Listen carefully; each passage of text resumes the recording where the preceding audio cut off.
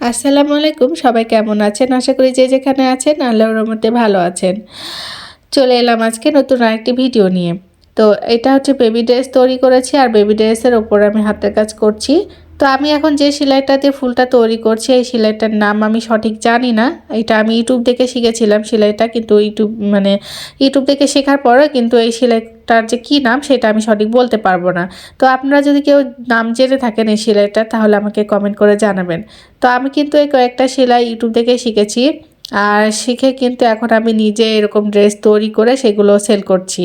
তো আপনারা যারা সেলাই কাজ পারেন এবং অনেক রকমের সেলাই পারেন, তারাও কিন্তু চুপচাপ বসে না থেকে এরকম সুন্দর সুন্দর বেবি ড্রেস তৈরি করে সেগুলোতে হাতে কাজ করবেন, এবং সেই ড্রেসগুলো কিন্তু আপনারা ঘরে বসেও বিক্রি করতে পারবেন, কিংবা মার্কেটে গিয়েও কিন্তু, কিংবা শপিং মলে কিংবা কোনো দোকানে দিয়েও কিন্তু বিক্রি করতে পারবেন।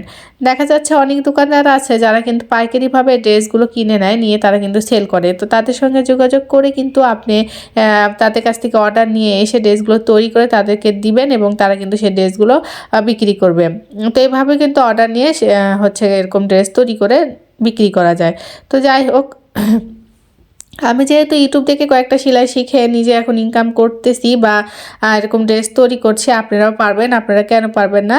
আমি মানে মেয়েরা পারে না এমন কোনো কাজ নেই, মেয়েরা চাইলে সব করতে পারে, শুধুমাত্র নিজের ইচ্ছা শক্তি, চেষ্টা থাকতে হবে আর পরিশ্রম করতে হবে। তাহলেই আপনারা নিজেরাও ঘরে বসেই টাকা ইনকাম করতে পারবেন।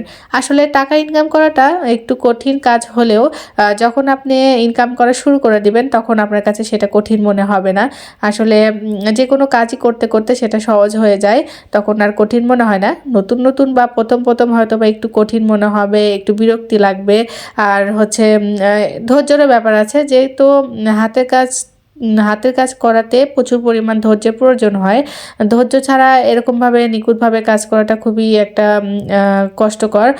যাদের বেশি ধৈর্য আছে তারা এরকমভাবে হাতে কাজ করতে পারবেন। আসলে হাতে কাজ করতে গেলে ধৈর্য সহকারে আস্তে ধীরে কাজটা করতে হয়।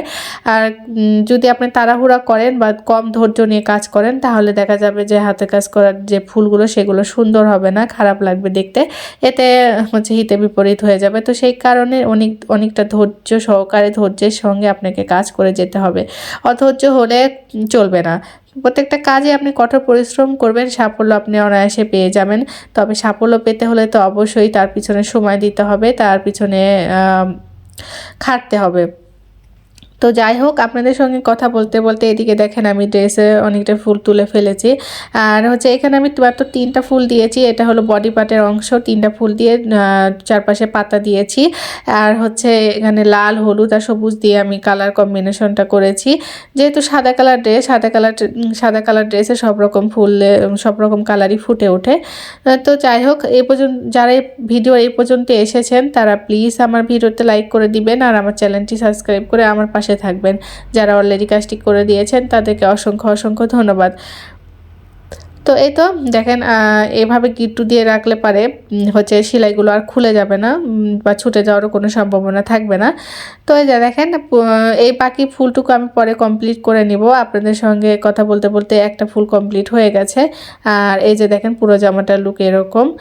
এই যে দেখেন, এটা হলো বডি পার্টের অংশ, আমি 3টা ফুল দিয়েছি, আর নিচের ঝুলের দিকে আমি ছোট ছোট করে একটা করে ফুল দিয়েছি। তো এই তো সাদা কালার ড্রেসে আপনি যে কোনো কালার সুতা দিয়ে কাজ করলে দেখতে সুন্দর লাগে। এ তো নিচের পাটে এরকম ফুল দিয়েছি। তো আজকের ভিডিও এ পর্যন্তই। সবাই ভালো থাকবেন, সুস্থ থাকবেন। আল্লাহ হাফেজ।